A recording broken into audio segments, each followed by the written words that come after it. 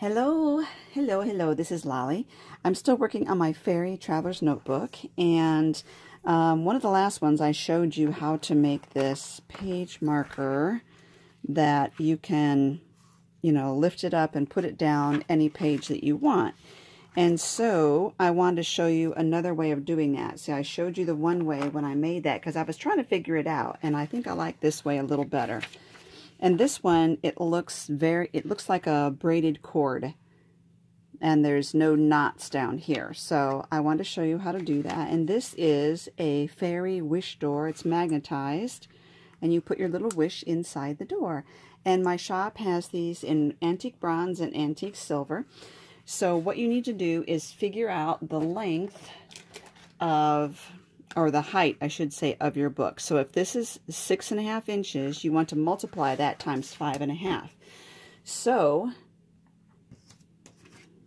I think I said 6.5, didn't I? 6.5 inches, but you multiply it times 5.5. Whatever the height of your book is, multiply it times 5.5. So I'm getting 35 3/4, and that's how much cord or baker's twine you want to cut off. Now I'm going to see if this one is long enough. This is an old, kind of wintry one I have, but I like the colors of it. Actually, let me try this one instead. Let's see if I have enough of this. It's got the gold in it. And I've got a frayed end, so I'm going to not count that. So there's 24. 12. My goodness, 12. 24, let's just round it up to 36, shall we? There we go. I'm going to cut that off. Okay, now I'm going to have to move this, I think, because the way I do this, I do it holding it up in the air, and in order to show you, I think it'll be a lot easier if I do it down here. Now what you want to do is put your charms on there, or charms. Let's see if this will fit in here well. And if you want 2 charms, now is the time to do it. Okay, so yes, and what you want to do is get those in the center of this cord. Okay, now I've got that in the center, and I'm going to kind of tape that down so they don't move around on me. Hope that's going to work. Now, you look at the way that the cord is twisted. It's already twisted this way, so I'm going to roll that way and roll this one this way at the same time. As I thought it might roll on my, it's not going to. Okay, so I'm going to twist it. This is what I usually do in the air. So I'm twisting this side away from me and this side toward me, and I just keep doing that. And what happens is eventually it will just twist on itself. When I let go of the charm, I'm just making sure it's going to be nice and tight here. I just thought taping this down might help it to not roll all over the table and keep it right in the middle of the camera. So just a second. Here's what happens. See how it just spins on itself? Let's pull that down. And then it gives you a nice braid look there. It looks prettier and neater if you don't have like this, it's 2 different materials in here. Okay, so what I want is to tie a knot right at the top of my book here. This has to hang down a little bit, right about there. So I need my knot right about there. Once you tie a knot in it, it won't unravel because they're twisted in opposite directions.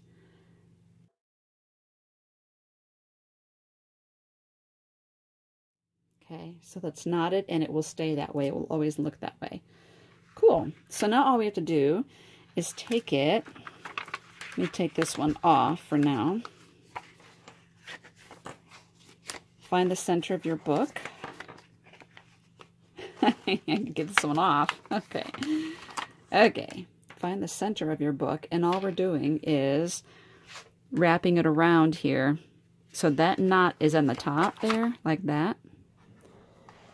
Our cord that we just made is coming off the top, and the knot is right there. All we have to do is just tie a knot at the very bottom here. Left over right, and right over left. Okay, so now that's in the center, and if we're on this page, all we have to do is flip it over. And there it's hanging right there. All you have to do is do something with this knot right here. You could move it to the center of the spine here so it's not showing out of the back. I mean, not move it now. You would have to tie the knot there. If I move it now, then this knot is going to move away from the top. So one thing you can do is fray this so that it looks like it's a tassel, or you could just trim it down. Which I think this time I'm going to trim it down. This probably won't be seen from outside the journal because it's really short. So that's what that looks like. And then you put that in your journal. I'm going to save this one because I can use this in another one of my booklets for this.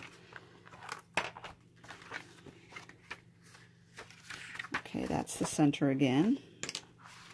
Put that back in here. And now I have two danglies right here. Aren't those cute? And they're both dragonflies.